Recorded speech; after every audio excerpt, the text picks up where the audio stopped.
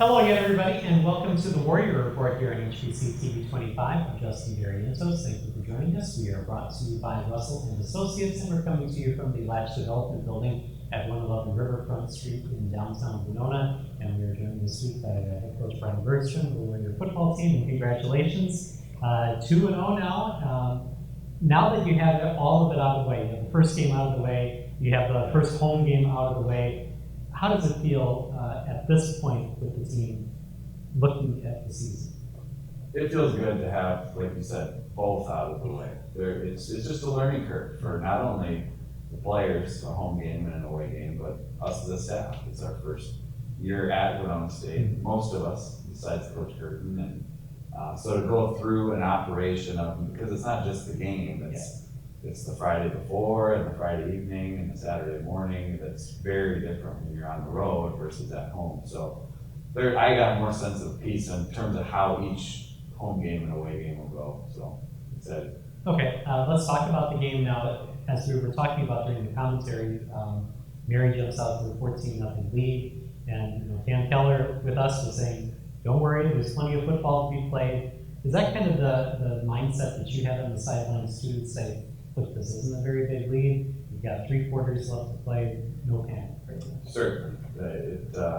Your urgency to score points needs to be different based off how much time is left on the clock. And we did not start well in really any phase of the game. And we finished really well. So that is a great lesson that we learned also at Minot, but we did it again. I would argue to a greater extent to keep our composure, stick to the plan, stick together, and we'll be fine. And the guys did a great job of that, and proud of how they handled the adversity early on, especially. And what do you attribute that to, being able to overcome a poor start to then finish really well? And I mean, you can see it incrementally, especially the defense. They were getting towards the quarterback a little bit more as the game went on. What do you attribute that to? I think it comes down to trust. I think they trusted in themselves, in their ability. They trusted in their teammates, that we would get it clicking, and they trusted in the coaches and the plan. And when you combine those things, and obviously you combine talent with working hard and preparing during the week, but then when you have trust, that's a powerful thing. And I think you saw trust on display on Saturday when they did stay the course. Because if you don't trust, it's real easy to turn on each other and get mad at the other phase of the ball, and that's not what we're about. All right, let's talk about some performances during the game. Ty Gavin, another huge game for him at the running back position. Talk about what he was able to do. Yeah, he's a special back, and we have a number of them, and they have different styles. And what we tend to do is kind of ride whoever's hot that day, and balance them, when they need breaks. But both Ty and Sam Santiago Lloyd, played well, and obviously Ty had a bunch of yards, and a credit again to the offensive line for creating that, and our offensive staff for putting them in a position to be successful. But Ty again had a great game. Trevor Paulson, if you look at the stat line, it doesn't appear to be very impressive. However, if you were watching the game, you saw exactly how impressive he was during that game. Talk about your quarterback.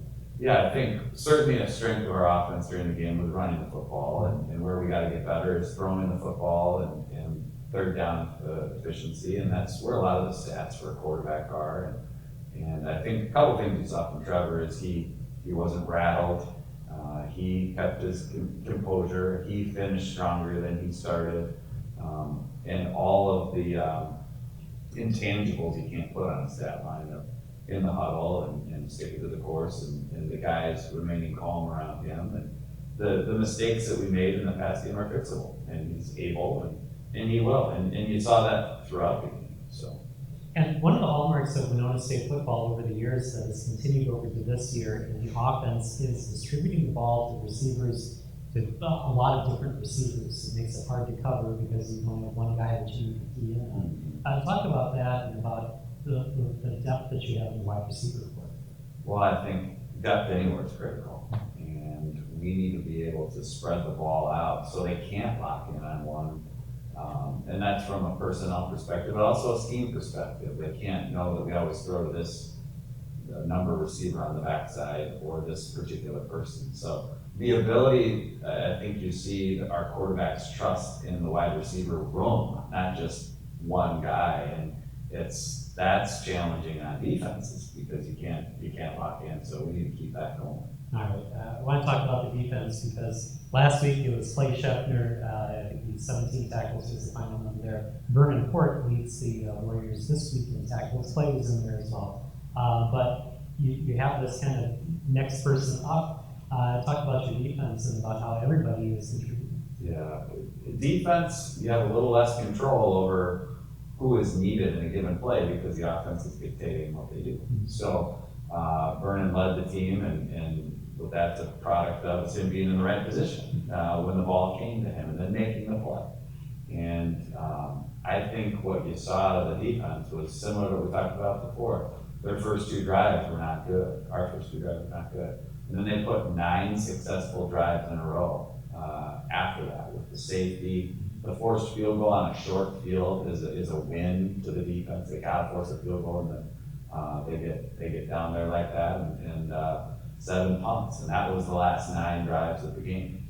And so credit to them for sticking to the course and playing hard. I gotta ask about special teams because Darrell Williams did a great job on returns. Talk about his explosiveness and the fact that teams are going to have to kick to him, and when they do, it's going to be magical. Yeah, Darrell did a great job on both punt return and kickoff return. And when AJ Lacey had a kickoff return, he had a big one. Mm-hmm. And our return game overall was one of the strengths of special teams, but Darrell is an issue for defenses too, special teams and defenses, because he plays receiver and running back, and he's a returner, so you gotta know where he is, but he's a lefter. As we said, the defense throughout the game was able to get a little bit closer. The quarterback Logan Nelson from Mary had a lot of time early on to stay in the pocket and make his decisions, and then you saw the changes happen, and you saw the Mary defense decline. Was that the reason why we saw the Mary defense decline? Was because of the pressure, because the defense was kind of figuring out what was going on there? Yeah, I think one of the biggest things that helped us, we played better overall, but it helped us control the clock. The time of possession, we lost in the first half, and then it wasn't even close in the second half in our favor. Mm-hmm. And that wears the defense down. So their defense got worn down by our ability to run the ball. We were controlling the clock, and they just played a lot of reps. And then offensively, we did a much better job of sacking the quarterback throughout the day. I think it was 4, and was hit 7-8 times and hurried 12 times. So he was feeling it, and so I think it was accumulation of that, and then probably put more pressure on himself because they needed to score at the end and know that the time of possession was out of whack. So, but that's team football. You got to complement each other. It's not about the stat line of offense, defense, or special teams. Ultimately, it's about the points. We have to have more points than them. So it's not rocket science, but we got to do it together. All right, we've got about a minute and a half left in this segment. Last week, I asked you for a grade on how the team performed. You're sitting at 2-0. Obviously, that's where everybody wants to be. You want to win your games. But how do you feel that the team is right now as you head off on the road again this week? Mm-hmm. I don't even remember what grade I gave last week, but I would give, in conjunction with our first 2 weeks, I would say B-, in that we can't start the game like we did. We have to finish the game like we did. But you just, in this league, you can't get in the habit of starting slow. And in both games, we didn't start the fastest. And there's plenty of things we got to clean up. And we got high expectations and high standards for this team. And we got a lot of growing yet to do. And I think our team and our coaches and our guys and our fans and this Winona State community hasn't seen the best version of us yet. And that's what we're trying to do every day, is fight for that. All right, very good. We're going to take a break here on the Warrior Report. When we come back, we'll get the player perspective. We'll start on defense with Carter Dexter right after this.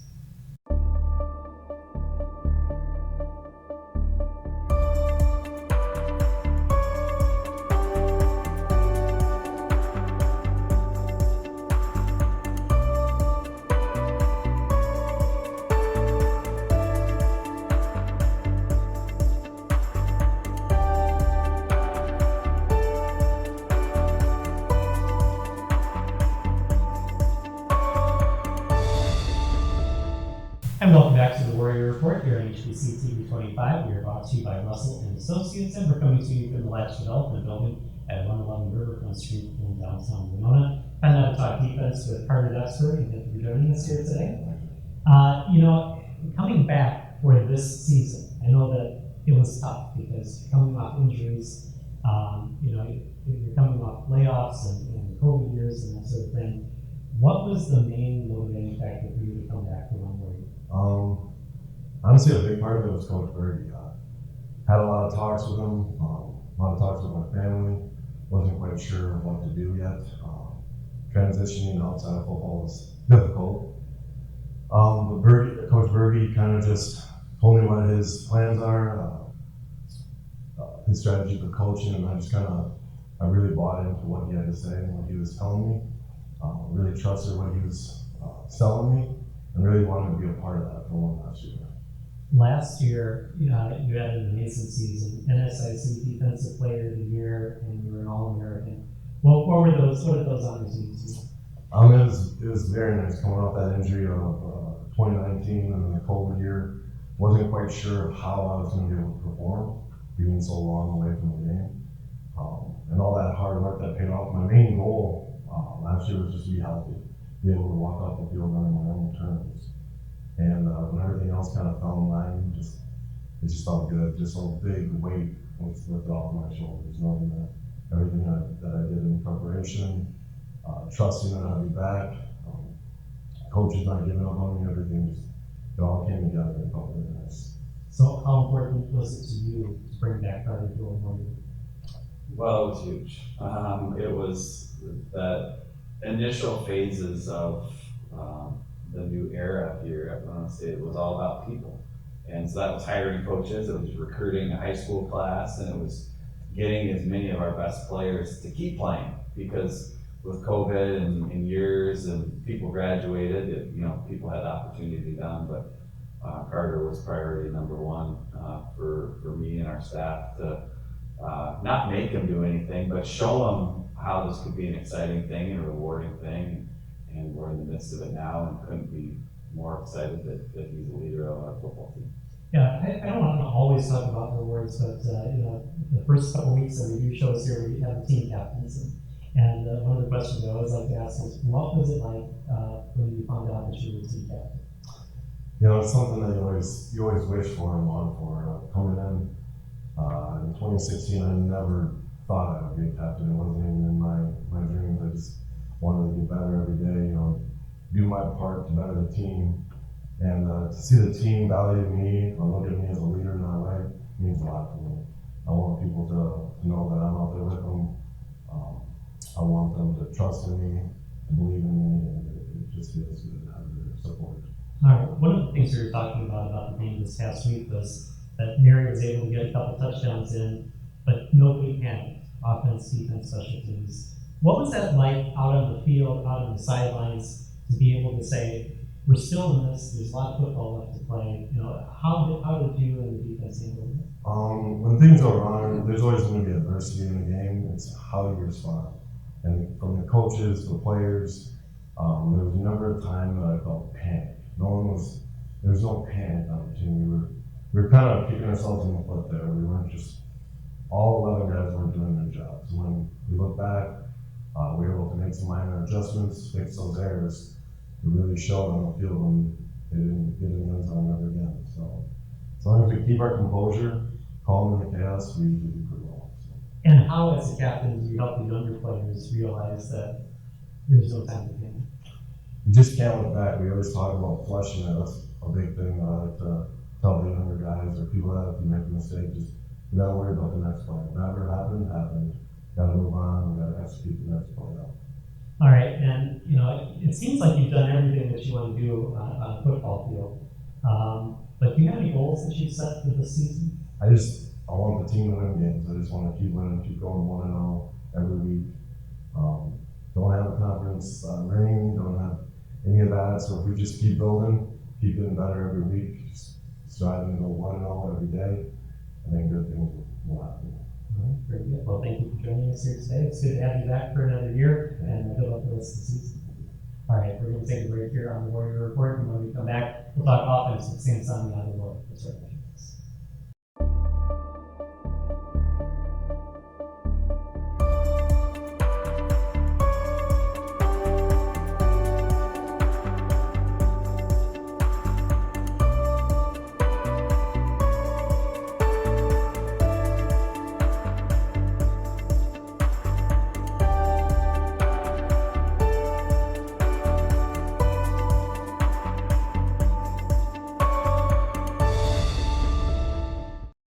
And welcome back to the Warrior Report here on HBC TV 25 from the 111 Riverfront Studios Latch Development Center in downtown Winona. We're brought to you by Russell and Associates, and we'll talk a little offense now with Sam Sonny Alloy. Thanks for joining us here today. Thanks, man. One of the things we keep talking about is adversity and coming back from injuries and that sort of thing. What is that like for you? I mean, what were some of the things that you had to do to work and this last season and then come back for this season? What were some of the things you had to do to get over your injuries? A big thing for me was probably just understanding how my body works compared to when I was younger, because first I was coming off the shoulder surgery, so that I was just focused on getting that shoulder right. So I was overworking the other one, and then came back, shoulder was feeling good, and the Achilles blew out, so it was like I had to figure out how to balance, still coming back to the shoulder a little bit, and then the Achilles obviously, but once I figured out I got to equal everything out, PT, do some stuff that wasn't as intense before, and find a different way to tweak it. It worked out. Yeah, how hard is it to not push too hard? Because you just want to get back on the field, you just want to get back to where you were before, but how hard is it to just kind of ease into the PT and that sort of thing? It was tough because as soon as they gave me the clearance to start jogging and everything, I just wanted to sprint right away. But it literally every session I'd just be begging to do more, begging to start sprinting and stuff. But it honestly took a couple months for me to feel like normal just walking. So that was probably the smart decision. Besides, trying to replicate what you did in 2019 and try to get back on the field after a couple of years, what is the drive to come back for one more year here at Bemidji State? The drive definitely hit later than I expected, because once it first happened, I wasn't really, I don't know, it was different. It felt like everything had ended and I was about to graduate, but the drive definitely was from the other players talking to Ducky and stuff, coming back, was he coming back? And just a bunch of guys wondering what I was doing. And then even into the season, I still feel that fire is still coming, watching the young guys like Ty and stuff, that fire still brings the best out of me, just watching other people do great. What is it like to have a player like Sam and all these other guys that we've had that have come back from injuries and battle back? What is it like to have these guys on the team to be able to show the younger players what they need to do to be successful in football?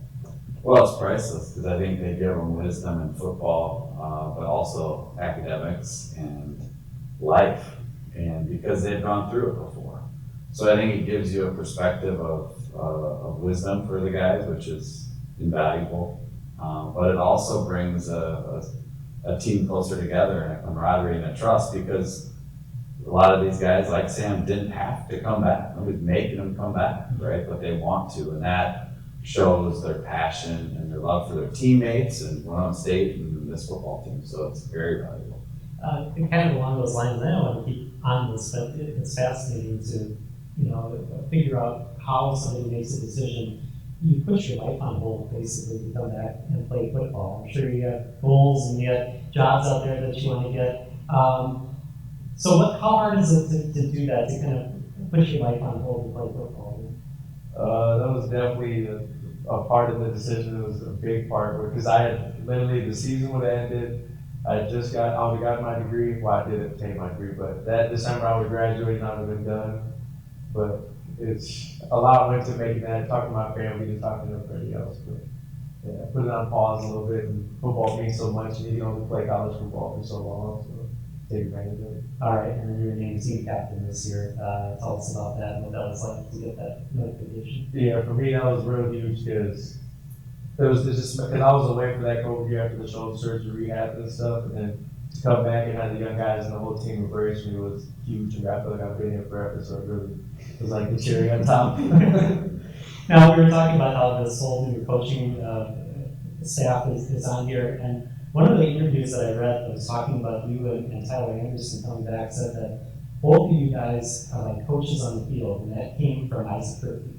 What is that like to hear that and to know that kind of trust is put on you as you go out on the field? I don't know. I kind of don't really think about it. I guess it's just been playing for a couple of years now. It's easy to just spew what I've already been through and like the trials and tribulations that I've done and what's happened to me, and just preach them to the younger guys who haven't experienced things like that or haven't played as many games.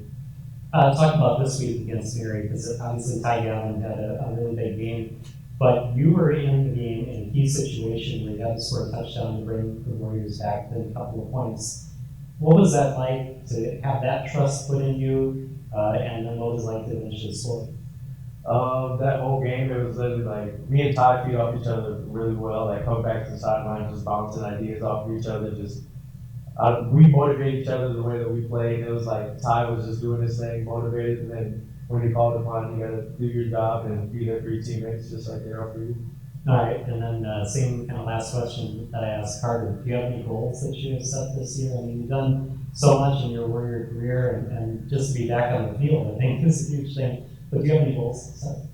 For me, my goals always started out small. Like, having talked to Coach Bergstrom before the season, my goals started off as like getting out of a boot, getting off the scooter, walking, jogging fast, and then sprinting. So my next goal is literally go to practice, make it through practice, and not literally just day by day, because you honestly could lose it all at any moment. All right, well, very good. Congratulations on what you've accomplished so far. It's good to have you back, and good luck the rest of the season. Thanks. All right, we're going to take a break here on the Warrior Report, and when we come back, we'll talk about next week, which is a road trip to Bemidji State. So after this.